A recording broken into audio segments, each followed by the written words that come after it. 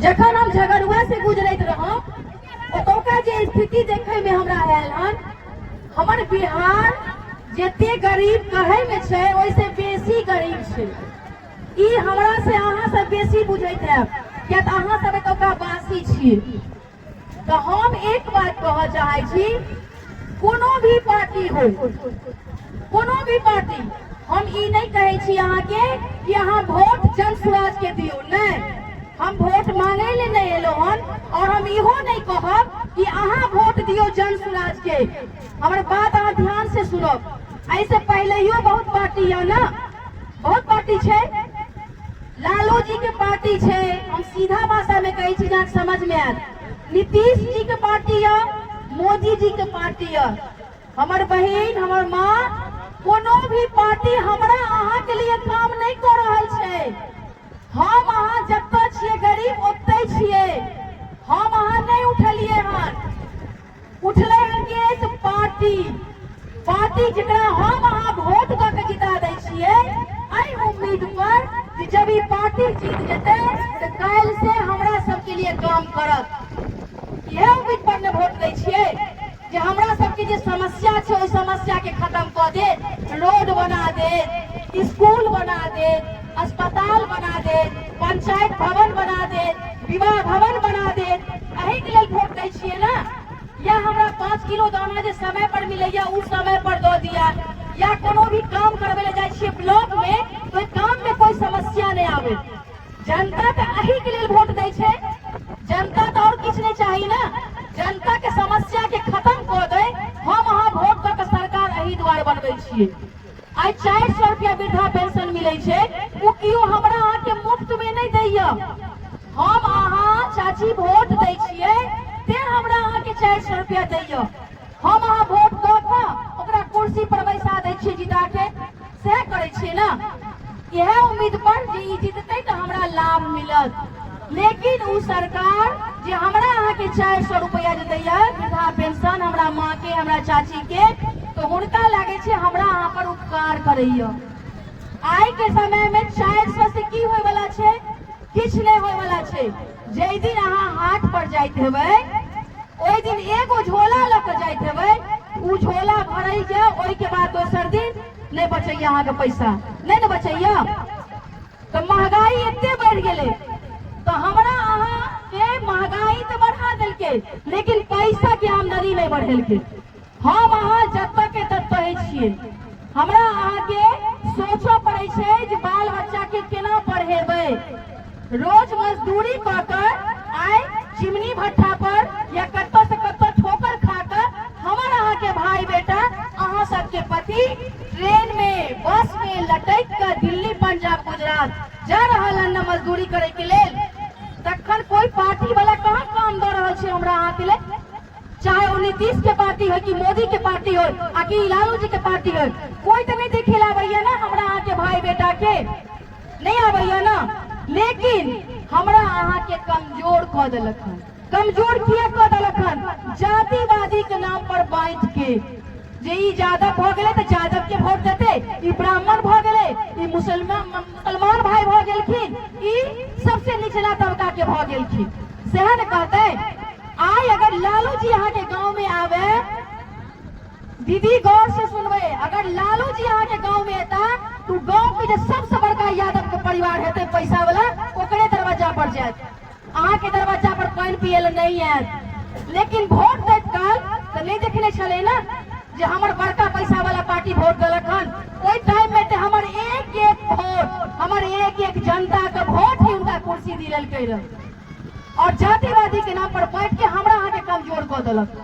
हमरा अहाँ के एगो जमाना छले जे ब्राह्मण, मुसलमान, यादव सब आदमी एक साथ परिवार में मिल के बैसे छले, ओकरा एतऽ उ जाय छले, ओकरा एतऽ उ जाय छले। केकरो घर में केओ कुटुम्ब आबै छले तो लोग एक घर से दोसर घर की इज्जत बचबै के लेल बहुत समस्या के समाधान कऽ दै छले आंगने में बैस के।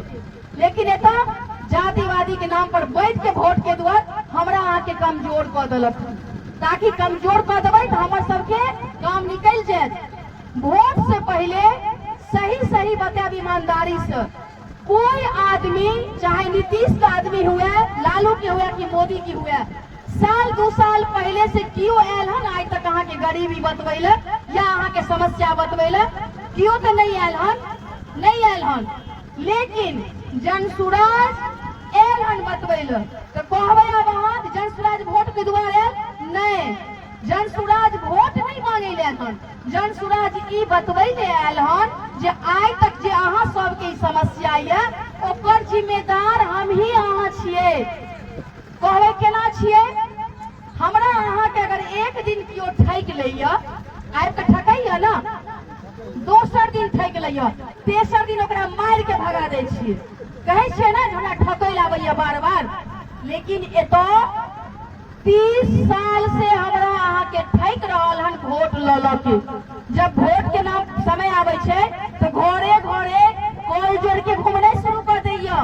और जब जीत जाइए हमर अहाँ के बाल बच्चा मर गेले भूखे, ओकरा दवाई के पैसा नहीं जुटले, हमर माता राम जते चाची बहिन छथिन चाहे वो मर जाओ, ओकरा जखन पेट में बच्चा हो छै, गर्भावस्था हो छै तो डिलीवरी के लिए समय पर अस्पताल नहीं पहुंच पावे छै, अस्पताल के सुविधा नहीं छै, ओइ टाइम में जे हमरा घर के माँ बहन के जे डिलीवरी के टाइम में अगर बच्चा मर जाए छै या खुद मर जाए छै तो दर्द सरकार नहीं झेले छै, लेकिन ओकरा परिवार के लोग झेले छै।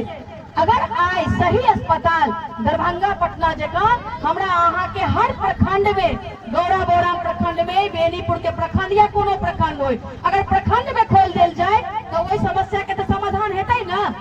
आइ दरभंगा पटना या जे भी प्राइवेट स्कूल बनल छै, बड़का बड़का लोग के बच्चा सब ओहिमे पढ़ रहल छै, किया?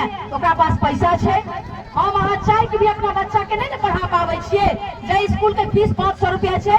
किया? वोट देत काल तो हमहूँ वोट देने रहिए ना, वोट देने रहिए। किया नहीं हमरा प्रखंड में और स्कूल बनते? बने के चाहिए ना, बने के चाहिए, लेकिन नहीं बनले। आई 5 किलो अनाज जे दै छै वो 5 किलो अनाज दऽ के दीदी हमरा अहाँ के बुड़बक बना देलक। कहबै केना बना देलक? कनी सोच के देखियो। आइ से पहले जब 5 किलो अनाज नहीं मिले छले तो पेट भरे छले कि नहीं भरे छले? हमरा हाथ उठा के बतबू, जै समय में 5 किलो कोटा नहीं मिले छले तो पेट भरे छले कि नहीं भरे छले? भरे छले? हाथ उठाइयो तो भरे छले? किनकर किनकर भरे छले कोटा से पहले ये पेट? बस इतनी आदमी के भरे छले पेट?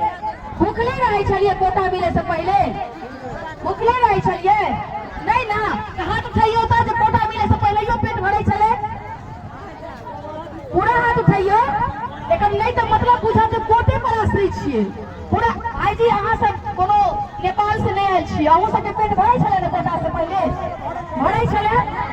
तो हमरा कहे के मतलब कोटा द के देखियो हमरा अहाँ के कोढ़ बना देलक।